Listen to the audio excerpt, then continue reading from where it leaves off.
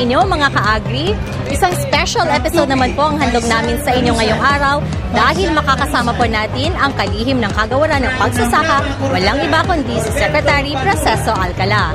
Tama po ang dinig ninyo mga ka-agri, darating po dito sa Rion 12 si Secretary Alcala at nandito po tayo ngayon sa Alabel, Sarangani kung saan ay hinihintay na lang po natin ang pagdating ng ating kalihim.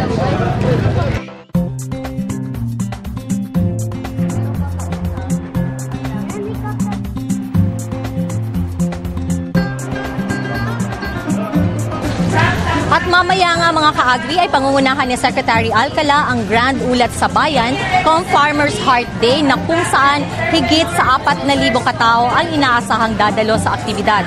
At maliban pa po sa Alabel, Sarangani, ang grupo po ni Secretary Alcala ay tutungo sa Balindog, Kidapawan City para po sa second sortie. At nakaantabay nga roon ang ating mga ka-agri na sina Christian at Marie. Sean and Marie, kumusta ng paghahanda niyo dyan? Hello Miss Dalma, handang-handa na kami dito sa Balindog Research and Experiment Station dito sa Kidapawan City para sa ikalang yugto ng ating Grand Ulat sa Bayan kung Farmers Heart Day. And Miss Nelma, nagsisidatingan na dito ngayon ang mga partisipante at nasa 5,000 ang inaasahang mga tao na dadalsa dito sa ating programa. Dahil isa na naman itong jump pack event, Miss Marie and Miss Nelma, kasama natin ngayong araw ang buong puwersa ng Regional Agriculture and Fishery Information Section upang ihatid sa inyo ang komprehensibong coverage ng unang pagbisita ng Secretary Proceso Alcala dito sa Region 12 ngayong 2016.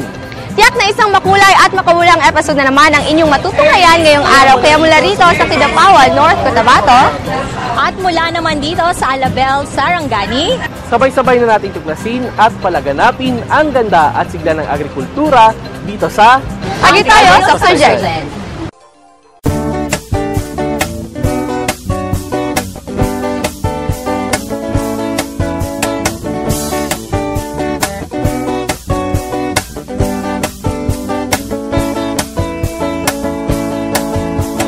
Magkamit ng dagdag na kalaman upang saka palaisdaan mapagkakitaan ng mamamayan sa agrikulturang pangkabuhayan. Agri tayo, Sok Sergeant, programang dapat tangkilikin. Agrikultura'y binigyan pansin para sa ating mga mitiin. Ito'y programang pangkabuhayan at dito ika'y tutulungan. Agri tayo, Sok Sergeant, programang dapat tangkilikin. Agrikultura'y binigyan pansin para sa ating mga mitiin. Agri tayo, Sok Sergeant, programang dapat tangkilikin. Agrikultura'y binigyan pansin para sa ating mga mitiin. Agri tayo, Sok Sergeant, agri tayo, Sok Sergeant, agri tayo, Sok Sergeant, agri tayo, Sok Sergeant.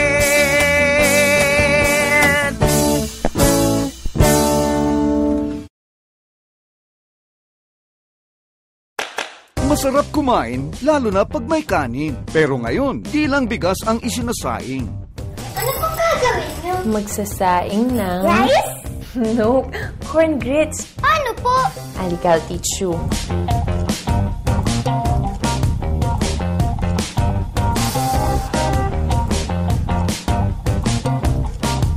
Kain na! Salami dyan! Boy, sarap na? Maisustansya pa! Ang mensaheng ito ay hatid sa inyo ng Department of Agriculture.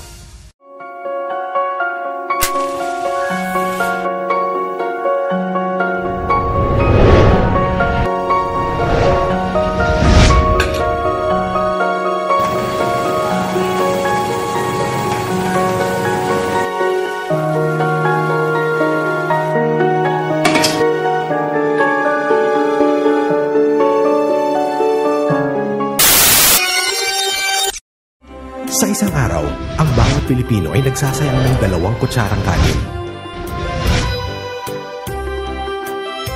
katumbas ng mahigit na 1.7 million kilos kada taon na kayang magpakain ng 2.7 million Filipinos.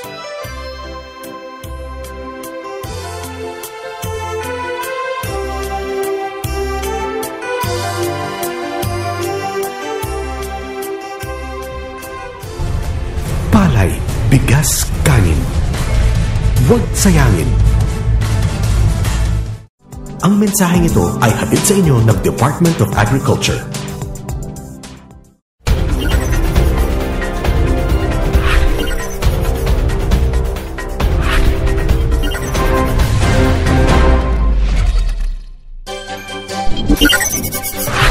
Mga ka-agri, first stop nga ni Secretary Alcala ay dito sa Alabel, Sarangani, kung saan higit sa 1 bilyong piso ang kanyang ipinamahagi sa mga farmer group at LGUs para sa lalawigan ng South Cotabato at Sarangani.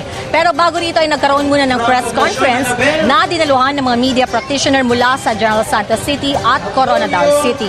Narito pang highlights ng naging press conference. Bago nga nagsimula ang ating programa dito sa Alabel Capital Gymnasium ay hinarap muna ni Secretary Alcala ang mga miyembro ng media mula sa South Cotabato at Gensan para sa isang press conference. Nasa 50 media men mula sa iba't ibang outlets ang dumalo sa naturang media briefing na kung saan kabilang sa panelist ay sina Sarangani Governor Steve Chongbian Solon at Director Amalia Hayag Datukan maging ang mga miyembro ng Regional Management Committee 12. Isa sa mga tinanong kay Secretary Alcala ay ang tungkol sa mga interbensyon ng DA sa mga magsasaka ngayong panahon ng El Nino at kung ang pagsasagawa ba ng cloud seeding operations ay ang permanenteng solusyong nakikita ng DA upang maibsan ang sobrang init ng panahon. Kung cloud seeding ay that is the fastest way para magkaroon ng equality yung scaling natin sa pag-i-intervene sa ating mga magsasaka. Pero ang kasunod pa rin po is kung paano tayo patuloy na magbibigay ng programang permanente sa bawat lugar. So we need your help para manawagan po tayo na mag-integrate sila at aralin po natin kung ano yung klase na intervention. Kaugnay nito ay nagbigay ng update si Director Datukan tungkol sa status ng nagpapatuloy na cloud seeding operations at kung nakakailang oras na ang cloud seeding team maging ang ilang recorded rainfall sa iba't ibang bahagi ng rehiyon. Nagsimula natin cloud seeding noong January 22 and then 24 days siya tumagal. 3 to 4 sorties a day. Usually, 3 hanggang 4 na lipad. At ang bawat palipad, naglalagang ito ng 15 to 20 bags of seeds. Of salt sa clouds. So, naka 24 days na tayo. Nag-request yung sa aircraft na kailangan nila ng 50 hours maintenance. So, tamang-tama naman pag-request nila ng maintenance, naubos na rin yung ating 24 hours. Nag-request kami kay SEC na kami sa region ay mag-emergency purchase ng 30 hours. Okay naman, so kahapon nag-start with 30 hours. Pag matapos yung 30 hours, papasok po yung unang 45 hours is OSET fund yun, no? So OSET fund. Ito, papasok na ng 30 hours, regional fund. And then yung papasok na naman after this 30 hours or 30 short days, galing naman ulit sa OSET na to be 90 hours. Sa huli ay hinikayat ng kalihim ang media men na tulungan ng DA sa pagpapaunawa at pagpaparating sa publiko ng mga aksyong ginagawa ng ahensya upang maiwasang malubhang maapektuhan ang mga magsasaka dahil sa El Nino. Pagkatapos ng presscon ay agad nang tumungo dito sa Alabel Gymnasium si Secretary Alcala kung saan libo-libong magsasaka ang andirito ngayon. Pagkababa pa lang ni Secretary Alcala ay agad nang sinimulan ang mass turnover ng mga farm equipment dito. Sino-sino kaya ang mga masaswerteng tumanggap ng mga proyekto mula sa DA? Kilalanin natin sa Agribalita ni Edgar Alan Basaon. Mahigit sa 1.3 bilyong pisong halaga ng mga proyekto at makinaryang pansakahan. Katulad nito, ang ibinahagi ng Department of Agriculture 12 dito sa Alabel, Sarangani, kung saan ginanap ang Grand Ulat sa Bayan Com Farmers Hearts Day. Ito ay kinabibilangan ng mga proyekto galing sa banner programs ng ahensya na Agri-Pinoy Rice, Corn, High Value Crops, Livestock at Organic Agriculture Programs. Nariyan din ang mga intervensyon mula sa special programs ng DA, gaya na lamang ng payapa at masaganang pamayanan o PAMANA, bottom-up budgeting o BUB, Philippine Rural Development Project at SOC Sargent ADCO. Maliban dito, namahagi rin ng proyekto ang Bureau of Fisheries and Aquatic Resources 12 para sa mga mangingisda na nagkakahalaga ng 32.6 million pesos at Philippine Crop Insurance Corporation ng Region 11. Kasama rin sa mga itinurn over sa Alabel Capitol Gymnasium para sa mga lokal na pamahalaan at mga grupo ng mga magsasaka mula sa banner programs ng ahensya ay ang mga farm machinery, kagaya na lamang ng 4-wheel drive at mini 4-wheel drive tractor para sa mga rice and corn farmers, hand tractor with implements, floating tiller, at marami pang iba. Post-harvest facilities na kinabibilangan ng Rice Processing Center 1 para sa 1,000 hectares na production area sa mga miyembro ng PANGI Multipurpose Cooperative ng Maitom, Sarangani. Combined harvester with hauler, thresher, mobile corn mill, at marami pang iba. Production support kagaya na lamang ng Haita seeds at OPV corn seeds kasama ang mga abono para dito. Mayroon ding establishment ng 7 high-value crops nurseries sa South Cotabato at 4 naman sa Sarangani. At syempre, hindi rin mawawala ang mga livestock at ang mga biologics para sa kanila. Sa BUB naman, binubuo ito ng livelihood at infrastructure projects para sa iba't ibang lokal na pamahalaan na nasa 120.5 milyong piso. Ganon din ang mga ipinamahagi galing sa special project na PAMANA na nagkakahalaga naman ng 115.8 milyon pesos. Habang sa mga big ticket projects naman, ito ay kinabibilangan ng mga farm-to-market roads kung saan pinakamalaki rito ay nanggaling sa PRDP na nagkakahalaga ng 629.5 milyong piso. Kasunod ay ang 303.8 milyong piso na infrastructure projects mula sa SOC Sargent ADCO. Ang 1.3 bilyong pisong halaga ng mga proyekto na ibinigay ng DA sa mga grupo ng magsasaka at mga lokal na pamahalaan ng South Cotabato, Sarangani at General Santos City ay inaasahang makapagpapaganda sa buhay at ani ng mga magsasaka at mangingisda. Nag-uulat para sa AgriTayo SOC Sargent. Ako si Edgar Alan. Maraming salamat, Edgar. Mga ka-agri, dinudumog nga po ng libo-libong katao ang ating Grand Ulat sa Bayan kung Farmers Heart Day. Hindi po mahulugang karayom ang loob ng Alabel Gymnasium maging dito sa labas. Gaano nga ba karami ang mga taong in attendance today? Alamin sa Agribalita ni Juvelin Alan. Tulad ng inaasahan, hindi pinalampas ng libu-libong magsasaka at mangingisda ng Rehiyon 12 ang isa na namang grand event ng Department of Agriculture 12 dito sa SOC Sargent. Pinangungunahan nga ni Agriculture Secretary Proceso Alcala ang aktibidad na ginagawa sa 2 lugar. Ang unang sortie dito sa Alabel, Sarangani at ang pangalawang sortie naman ay sa lungsod ng Kidapawan sa North Cotabato. Abot sa 6,000 partisipante ang andito ngayon sa Alabel Capitol Gymnasium, Alabel, Sarangani. Nakasalukuyang sinasaksihan ang unang bahagi ng Ulat sa Bayan, cum Farmers Heart Day. Ito ay kinabibilangan ng mga magsasaka at mangingisda mula sa mga lalawigan ng Sarangani at South Cotabato, maging mula sa General Santos City. Mga ka-agri, sa dami po ng tao na nakiisa sa ating aktibidad at hindi na po sila magkasya sa loob ng gym, ang iban po sa kanila ay andito na sa labas ng gym kung saan nakahilera ang mga makinarya. Batay po sa tala ng Activity Secretariat, nasa 7,000 na katao ang dumalo sa Grand Ulat sa Bayan kung Farmers Hearts Day dito sa Alabel, Sarangani. Puno ng pasasalamat si Regional Executive Director Amalia Hayag Datupan sa mga magsasaka at mangingisda na naglaan ng panahon na makapiling ang buong pamilya ng DH12. Samantala, pangunahing tampok nga sa ating Grand Ulat sa Bayan ay ang paglalahad ng ilang farmer leader tungkol sa mga benepisyong kanilang nakuha mula sa DA. Unang nagbigay ng ulat si Ginoong Rene Pido ng Malandag Communal Irrigators Association ng Malungon, Sarangani. Ito ang malaking pinagmamalaki namin at sinuswerte din kami na ang Department po ng Agrikultura ay nag-intervene sa amin. Sa ngayong kabinet, nabigyan kami ng water pump matagal na to at kami ginagamit ngayon. Meron din power tiller, meron din limit for oil drive tractor at mga dryers. At nakapag-avail din po kami ng certified seeds at fertilizer. Ito po ay napakalaga by 1 milyon at kalahati.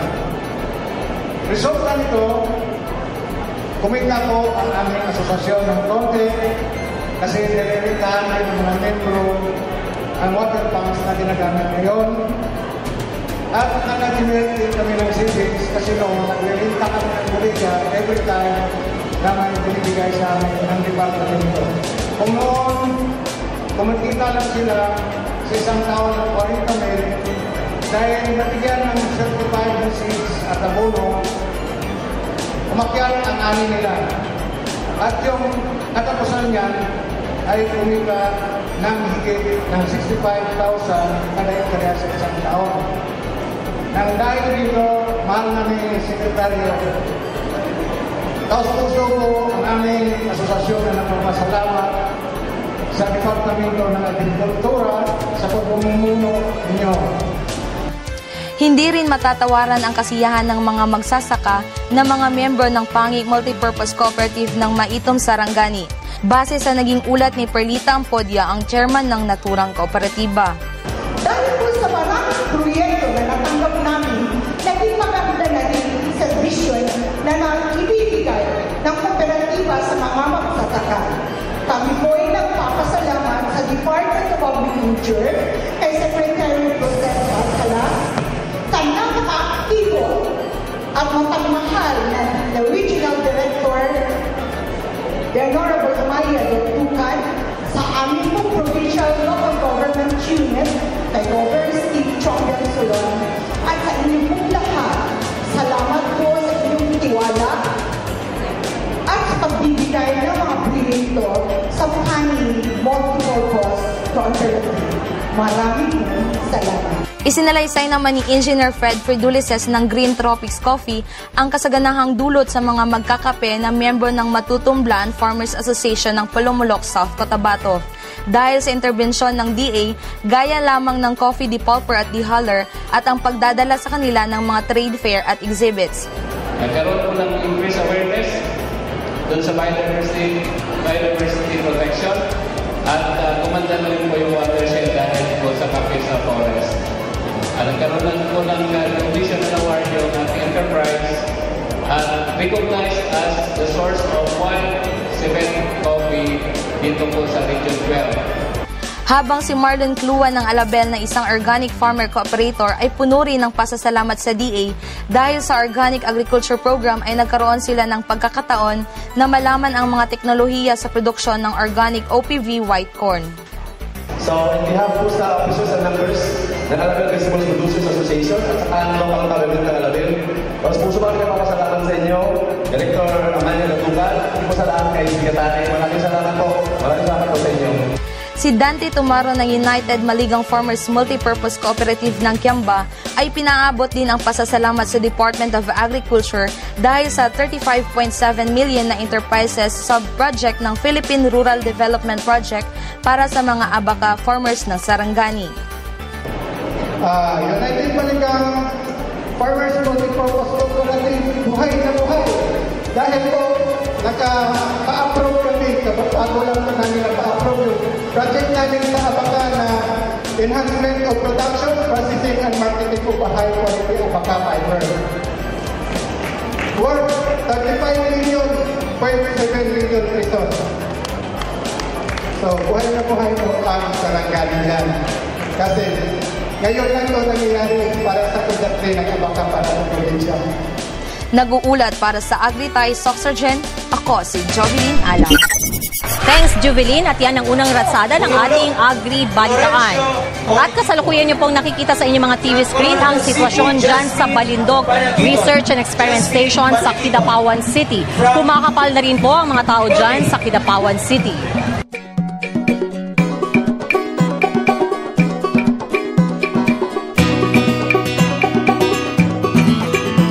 Tutukan ng detalye ng mga balitang yan at iba pa sa ating brand ulat sa bayan dito sa Alabel, Sarangani at Kidapawan North, Cotabato sa pagbabalik ng Agritayo Soxargen.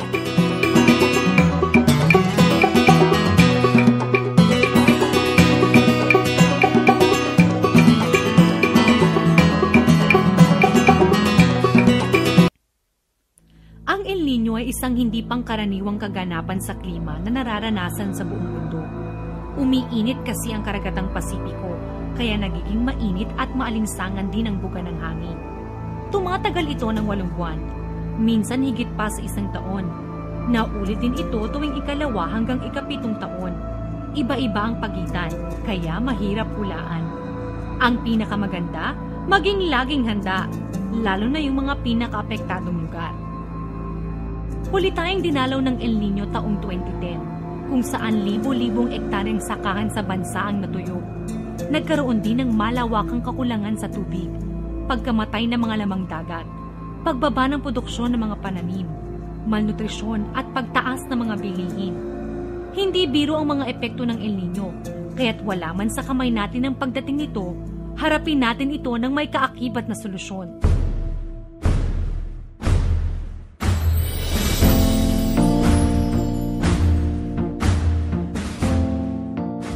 Sulitin natin ang bawat patak ng tubig.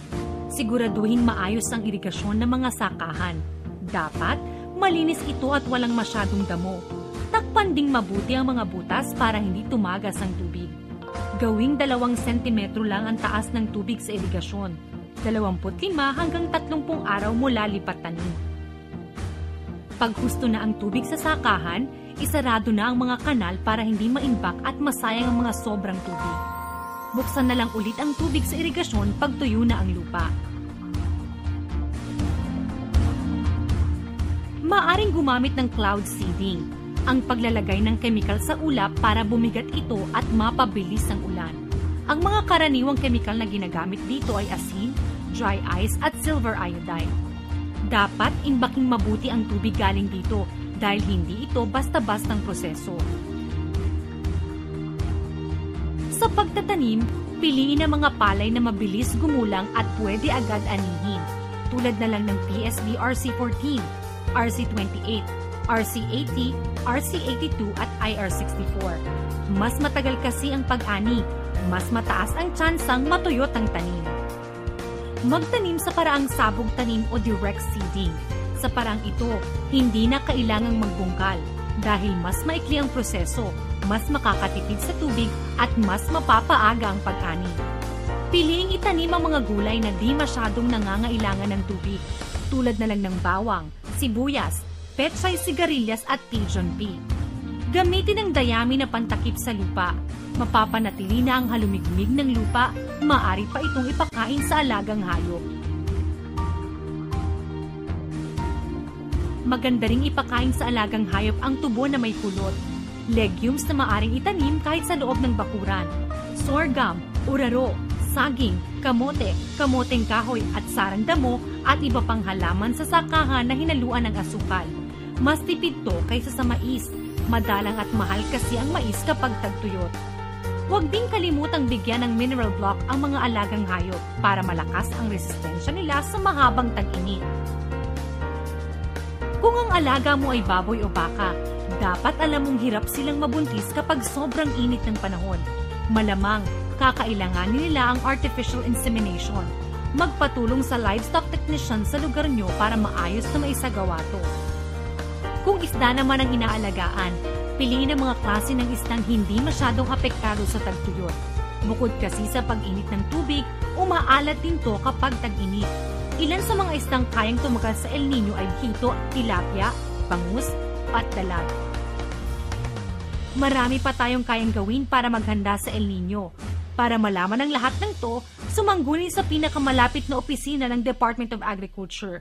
Hindi lang kayo basta tuturuan ng iba't ibang paraan para maghanda. Tutulungan pa kayong magkaroon ng mga kagamitan at magsimula ng mga programa para rito. Sa susunod na pagbisita ng El Nino, sama-sama nating haharapin to. Huwag mag-alala dahil walang mawawala kung lagi tayong handa.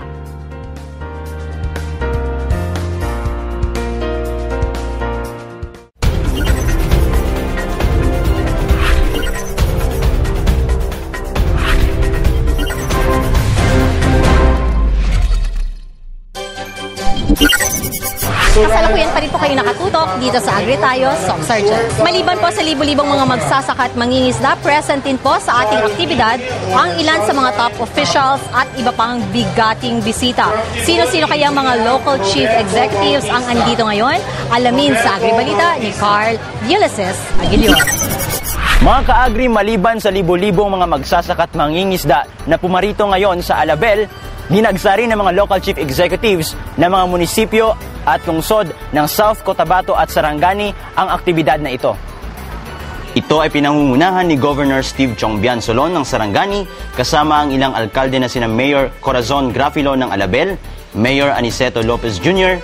ng Maasim, Mayor Raul Martinez ng Kiamba, Mayor Reynaldo Constantino ng Malungon, Mayor Alfonso Singcoy Sr. ng Malapatan at Mayor Pepito Katimbang ng Maitom. Nakikiisa rin sa mga magsasaka at mangingisda ang mga mayor ng South Cotabato na sina Mayor Peter Miguel ng Coronadal City at Mayor Dibutuan ng Tiboli. Mas naramdaman din ang kanilang presensya sa pagbibigay ng iilan sa kanila ng Grand Ulat sa Bayan ng mga punong bayan.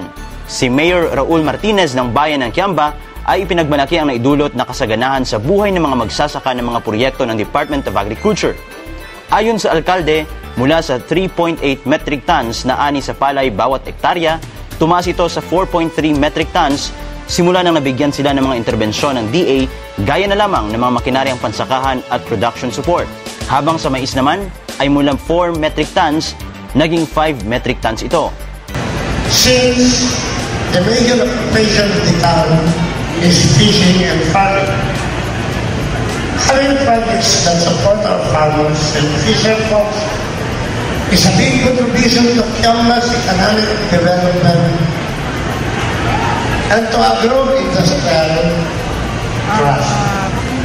Programs such as gladly funded programs of the bottom of budget, which includes livelihood, farm machineries, trainings, and farm-to-market routes. Napakaraming farm-to-market routes ngayon na ongoing. Hindi lang po ordinary farm-to-market routes, kundi konkreto pa. We have also high building technology adaptation and farm machineries of the Agri-Pinoy program. Si Mayor Reynaldo Constantino naman, ibinandera ang higit sa 330 million pesos na halaga ng mga natanggap na proyekto galing sa Department of Agriculture, lalo na ang mga pagkonkreto ng mga farm-to-market roads na malaki ang tulong hindi lamang sa pagdadala ng mga produktong pang-agrikultura sa merkado, kundi pati na rin ang iba pang pangunahing pangangailangan ng kanilang mamamayan. Kaakibat po nito ay ang mga farm implements at post-harvest facilities katulad ng corn shellers, hand tractors, mini corn mills, at marami pang iba. Ngunit, higit po mas mahalaga, hindi lang ang tumanon na ibigay natin tulong sa mga magsasaka, kung paano nabago ang buhay at pamilya nila. Ipinaabot naman ni General Santos City Mayor Ronel Rivera ang kanyang taus-pusong pasasalamat sa ahensya sa pamamagitan ng kanyang executive assistant na si Ginoong Dave Ariglado. Sinisikapan ng Department of Agriculture Regional Field Office 12 na sa bawat ulat sa bayan nito ay ang mga lokal na pamahalaan mismo at mga grupo ng mga magsasaka ang nagbibigay ng report sa mga accomplishments ng ahensya at ang impact nito sa mga recipients. Ang ulat sa bayan ay ang pangunahing transparency initiative ng DA12 sa ilalim ng masigasig na pangangasiwa ni Regional Executive Director Amalia Hayag Datukan. Nag-uulat para sa Agri Tayo, Soc Sergeant. Ako si Carl Ulysses Aguilion. Maraming salamat, Carl. Ngayon naman ay tatanggapin natin ang pag-uulat ni Lito Mariano Salvo na siyang tumutok sa naging mensahe ni Secretary Proceso Alcala. Buong kumpiyansang ipinahayag ni Agriculture Secretary Proceso Alcala na patuloy na bumubunga ng maganda ang mga proyektong handog ng pamahalang Aquino, lalong-lalo na ang mula sa Department of Agriculture. Partikular na tinukoy ng kalihim ang pagpapagawa ng mga konkretong daanan sa mga kanayunan na malaki ang ginagampan ng papel sa buhay ng mga magsasaka, lalong-lalo na sa transportasyon ng kanilang mga produkto. Ito po yung pagpapatuto lang na pinakikinabangan hindi lang po sa Mindanao, sa buong bansa natin, ang mga programa na dinala na kagawaran ng pagsasaka. Lalong-lalo na po dito sa ating farm-to-market roads. Noong una po, ang farm-to-market roads, counting grapa, grenader, finished or not finished, pass your paper. Tama po ba? Kaya pag pagdaan ng isang malakas na ulan, wash out na. Ngunit under the administration ng Pangulong Noynoy Aquino, sabi niya, Rosy, huwag kang papayag na basta-basta gagawin ng FMR. Kailangan konkreto sa Pulgada ang pinakamanipis na ating kalsada. Ngayon po, lahat ng pupuliting sa buong Pilipinas, galing po sa farm-to-market roads, sinisemento po natin. Bukod sa mga sementadong farm-to-market roads, isa sa mga programang ipinagmamalaki ng kasalukuyang administrasyon ay ang bottom-up budgeting o BUB. Sa ilalim ng programa ayon kay Alcala ay mas napalalakas ang mga LGU dahil sila mismo ang nagdedetermina ng mga proyektong lubos na kailangan ng kanilang mga nasasakupan. At kahit po yung ating mga mayors, kita po nila ang pagkakaiba. Lalo na po yung BUB. Kayo po ang tinatanong. Kayo po ang may say. Kayo po ang may sagutin. Ngunit kailangan po trabahuhin ng tama. Ang sabi po na susunod na Pangulo, Seth Rosy, nakita ko kung anong strength ng ating mga nasa rural. Kapag pala yung BUB ay ating lalong pinagtibay, mas lalong gaganda ang serbisyo ng ating pamahalaan. And I think ito po sana ilagay sa itikot ng isipan ng ating mga mayors, ating mga gobernador, na yung pong BUB, hindi daw niya po ito kung papatuloy. Ito po ay dodoblehin niya ang mundo para sa ating mga kababayan. Binigyang diin din ni Secretary Alcala na dahil sa pagmamahal ni Pangulong Benigno Aquino sa Mindanao ay patuloy na tumataas ang pondong inilalaan dito, lalong-lalo na sa implementasyon ng mga proyektong pang-agrikultura. Gusto ko lang ipaalala muli sa inyo na ang pagmamahal ni Pangulong Noynoy Aquino sa ating pong mga magsasaka at mangingisda. Alam niyo po, ang budget na naibigay sa kagawaran ng pagsasaka ay katumbas ng budget ng buong termino ni FPR, ni ERA, at saka po ni GMA. Pag sama-samahin mo yung term ng tatlong Pangulo, katumbas lang po ng hanggang 2050 na budget na ibigay ni Pangulong Aquino. Pag isinama mo yung 2016, mas mataas na po ang termino ito ng administrasyon ng buwid na daan ng nasa 100 bilyong piso. Ang laki po ng diferensya. Kaya naman po, pinipilit ng kagawaran na kayo ay gagawin, pinipilit ng kagawaran na kayo ay samahan at bigyan po ng maayos at matiwasain na programa. Kaugnay nito, ibinalita naman ni Regional Executive Director Amalia Hayag Datukan na lumaki ng 4 na beses ang pondo ng Rehiyon 12 mula 2011 na nasa 616 million pesos lamang kung ikukumpara ngayong 2016 na nasa 2.3 billion pesos. Makikita ninyo na nung nagsimula kami in 2011, ang pondo natin sa Region 12 ay 660 million pesos. Noong 2012, ang inyong pong pamunuan ang siya nang gumawa ng budget proposal sa Central Office ay nagiging 1.5 times. 1.5 kilo ang nangyari sa pondo ng Central Office. At kung tingnan nyo dyan, 1.52 lang sila. Ang binigay pa rin sa atin dito sa Region 12 ay mas mataas kaysa kanilang increase. O increase tayo ng 1.61. Noong 2013, 1.85 ang itinaas ng pondo ng kabuuan ng Department of Agriculture, ngunit ang Region 12 ay 2.8. Noong 2014, 4.5 ang akyat ng ating pondo, samantalang ang Central Office para sa lahat ay 2 tiklop naman. Noong 2015, 4 na tiklop ang inakyat, samantalang ang buong kagawaran ng DA ay nagkaroon ng 2.5 tiklop. So ngayong 2016, 3.5 ang DA 12 at 1.39 naman Department of Agriculture. So ito po ay pagpapatunay na sa ating sa Region 12 ay makikita ang pangako ng administrasyon na sa Mindanao ibubuhos ang pondo para sa kaunlaran ng ating mahal na bayan. Samantala, maliban sa 1.3 billion pesos na halaga ng mga proyektong ipinamahagi kanina, nagdagdag pa si Secretary Alcala ng mga makinarya, kagamitang pansakan at livestock gaya ng kalabaw at kambing na napanalunan ng mga partisipante bilang insentibo. Sa kanyang mensahe, pinahayag ni Agriculture Secretary Poseso Alcala na mataas ang pagpapahalaga ng kasalukuyang administrasyon sa isla ng Mindanao at patunay daw po rito ang patuloy na pagtaas ng pondong inilalaan sa Mindanao sa iba't ibang proyekto lalong-lalo lang po sa sektor ng agrikultura. At ayon mismo kay Secretary Alcala, 30% ng kabuang pondo ng Department of Agriculture bawat taon ay ibinibigay sa Mindanao. Nag-uulat para sa Agri Tayo Soxergen. Ako si Lito Mariano Salvo. At yan ang naging kabuuan ng mga pangyayari dito sa Alabel, Sarangani. Sa kasalukuyan ay patungo na nga ang grupo ni Secretary Alcala sa Kidapawan City. Sa aming pagbabalik ay babahagi namin sa inyo mga kaganapan doon. Kaya dyan lamang kayo mga ka-agri, huwag bibitiw dito sa Agri Tayo Soxergen.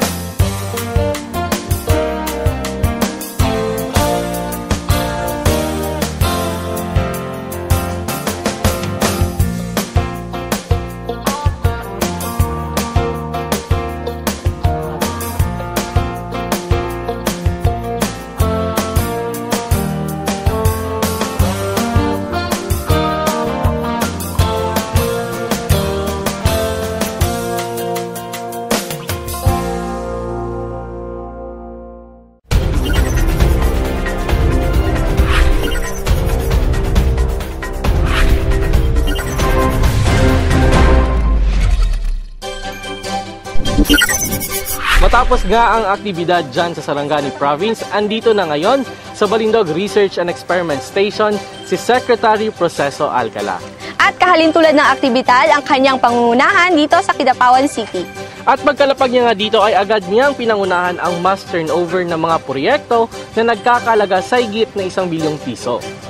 Kaya ating tunghayan ang naging highlight sa Agri-Balita ni Yves Baundi. Yes mga kaibigan, nandito po tayo ngayon sa DA Balindog, Kidapawan City kung saan matutunghayan po natin dito ang mga magandang pangyayari sa pagbisita po ni Secretary Alcala sa ginagawang Grand Ulat sa Bayan dito po sa nasabing lungsod. Masayang tinanggap ng mga magsasaka ng mga lalawigan ng North Cotabato, Sultan Kudarat ang iba't ibang proyektong pang-agrikultura na nagkakahalaga ng 1.1 bilyong piso. Binubuo ng mga makinarya at kagamitang pansakahan, fund transfer sa mga lokal na pamahalaan, ang assistance packages na ipinagkaloob sa daan-daang mga grupo ng mga magsasaka at LGUs.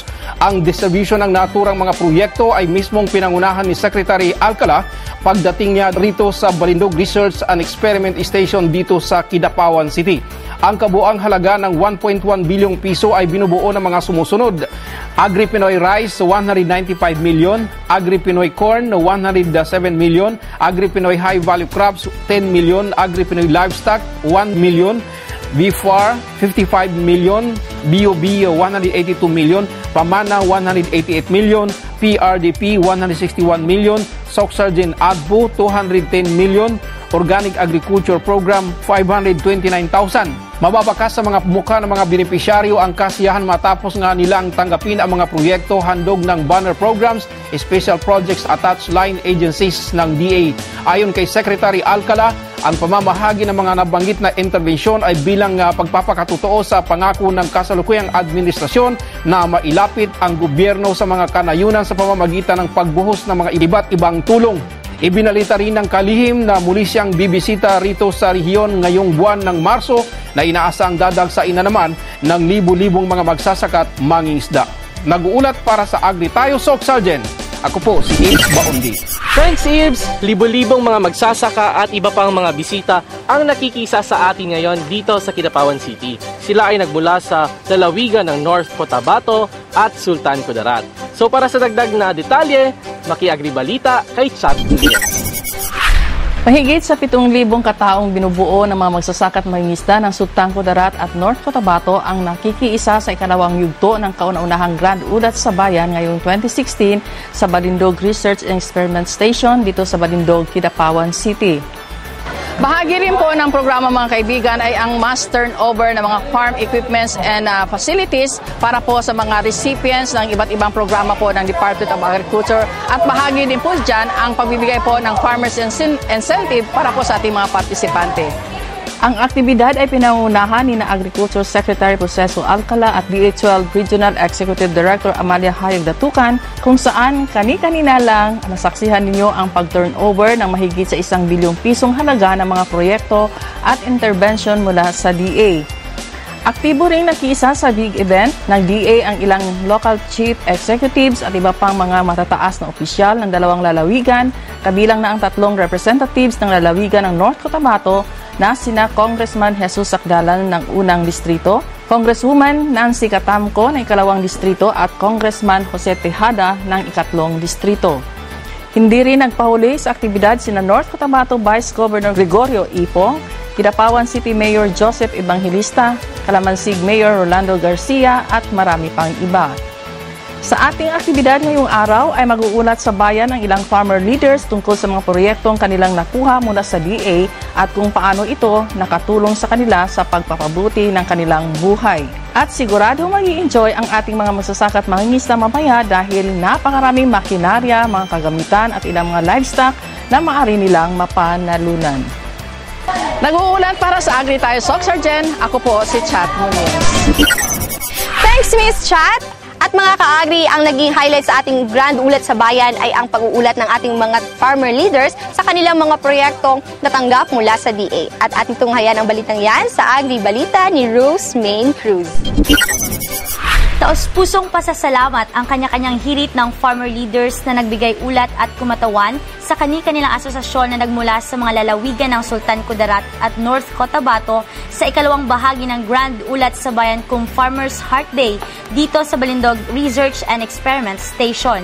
Kabilang sa mga nagbigay ulat si Rufino Florencio, isang rice farmer na nagmula sa bayan ng Makilala. Ipinagmamalaki nito na ang kanilang grupo na Bulacanon Communal Irrigators Association ay tinanghal noong 2014 bilang Most Outstanding Irrigators Association sa Pilipinas sa ginanap na Agri-Pinoy Rice Achievers Awards kung saan sila ay nakatanggap ng 1 milyong pisong premyo. Ako ay buong tapang kung ipagmamalaki sa ating lahat ang isang Outstanding Irrigators Association. Masasabi kong kami po ay maswerte namin sapagkat maraming biyayang natanggap mula sa inyong pamunuan. Labis naman ang galak ni Rickson Olympus, isang magmamangga mula sa bayan ng Tulunan, North Cotabato, na sila ay nabigyan ng pagkakataong makadalo sa ma-exhibit sa National Mango Festival noong May 14 to 16, 2015 sa Quezon City Memorial Center at maging sa pagpapadala ng DA sa kanila sa National Mango Congresses. Nakita po naming magmamangga sa Rion 12 ang kinang ng pag-asa sa aming industriya na mabuksan para sa amin ang merkado ng mangga sa bansa ng Dubai. At nakapagsimula kami mag-i-export ng 1 ton noong Nobyembre 2015. At kasundan po ito noong Disyembre 2015 ng isang 1.5 tons dahil po sa market opportunity at linkages na ito, nakita po namin kaya nating makipagsabayan sa Millennium Development Goal ng bansa at mga hakbang sa ASEAN integration. Ipinaalam naman sa lahat ni Ginoong Mario Alolosa, Organic Agriculture Practitioner, na sila ay nakapag-export na sa ibang bansa, kabilang na dito sa bansang US, Europe at Hong Kong. Ngunit ang pag-unlad na ito ay kanyang pinasasalamatan sa pamunuan ng kagawaran ng pagsasaka na kung hindi dahil sa tulong na ipinaabot ng gobyerno, malabo nila mararanasan ang tagumpay na kanilang tinatamasa ngayon. Samantala, si Ginoong Manuel de la Cruz, ang Provincial Agriculture and Fishery Council Chairman ng North Cotabato, ay lubos din na nagpapasalamat sa Department of Agriculture dahil sa natanggap nilang 3.5 milyong pisong halaga na palay shed at warehouse at iba pang proyekto. At sa nakikita ninyo, punong-puno ng tao na humigit sa inaasahang 5,000 na umabot sa 7,000 katao ang dumagsa at nagtipon-tipon sa pagdating ni Secretary Alcala dito sa Balindog, Kidapawan City. Ito po si Rosevin Cruz at nag-uulat para sa Agri Tayo, Soxergen. At sumainyo ang kabuuang pangyayari ng ikalawang yugto ng unang pagbisita ni Secretary Proceso Alcala dito sa Soxergen ngayong 2016. At dyan lamang po kayo at magbabalik pa ang Agri Tayo, Soxergen.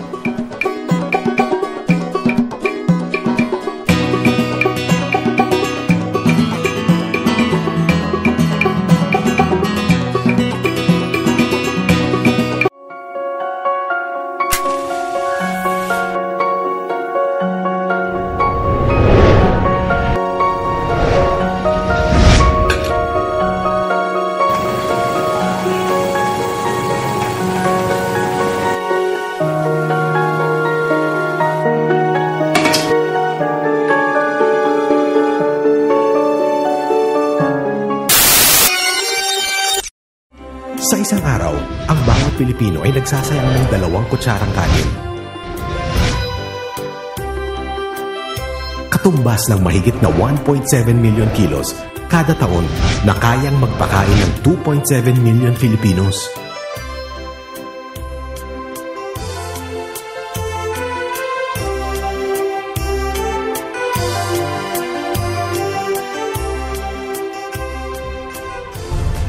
Palay, bigas, kanin. Huwag sayangin. Ang mensaheng ito ay hatid sa inyo ng Department of Agriculture. The value of soil. Soil is wonderful. Well, of course, we live on it. And if it is fertile, it can produce marvelous things.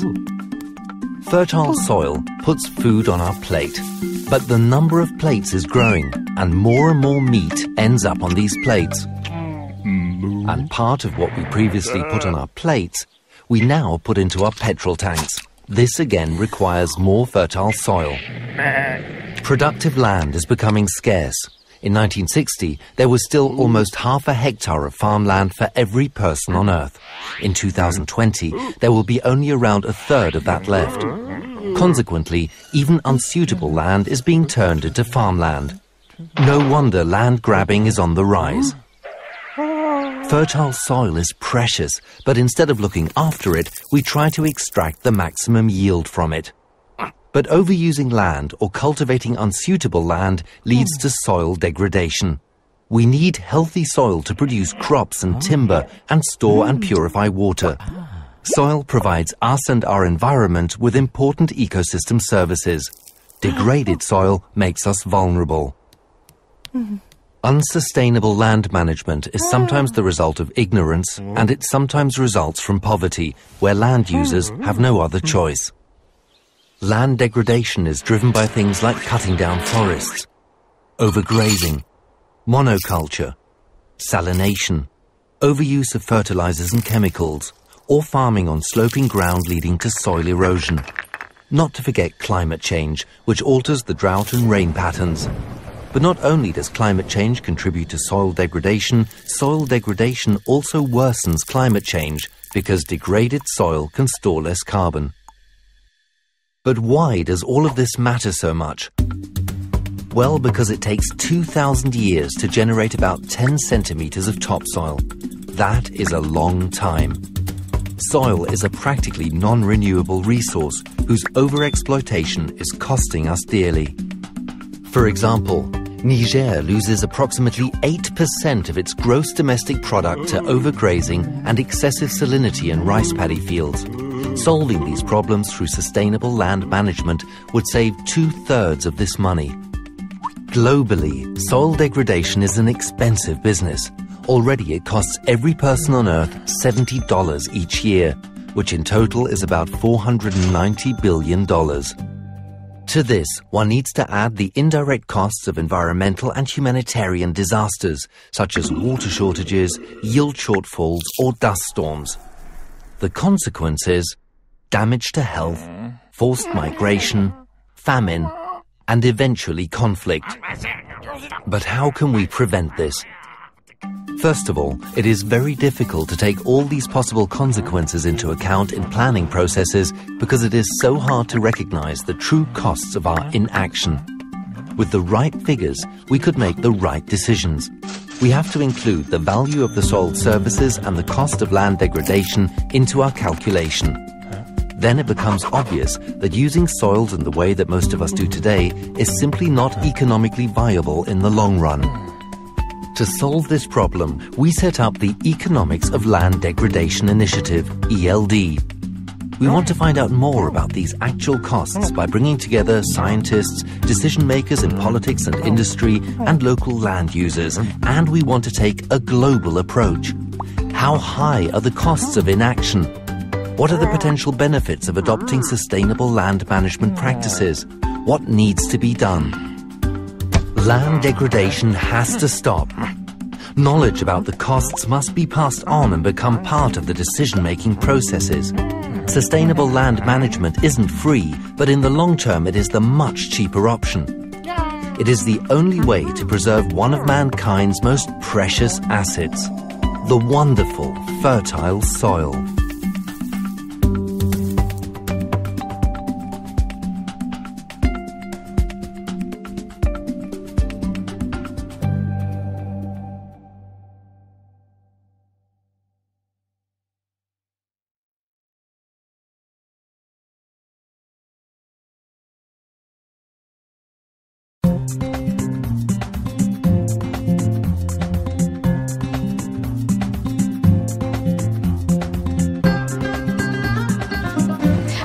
Maraming salamat po sa inyong pagtudok dito sa ating special episode ngayong araw. Kung nais niyo pong balikan ang ating episode today, please visit our social media accounts.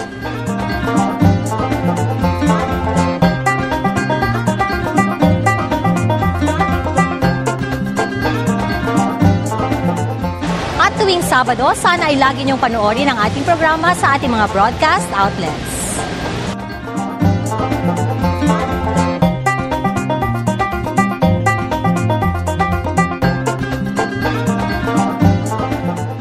At mula rito sa Kidapawan City, at mula rito sa Alabel, Sarangani, sana sa susunod na Sabado ay tuloy-tuloy pa rin natin tuklasin at palaganapin ang ganda at sigla ng agrikultura dito sa Agri tayo sa Oxygen!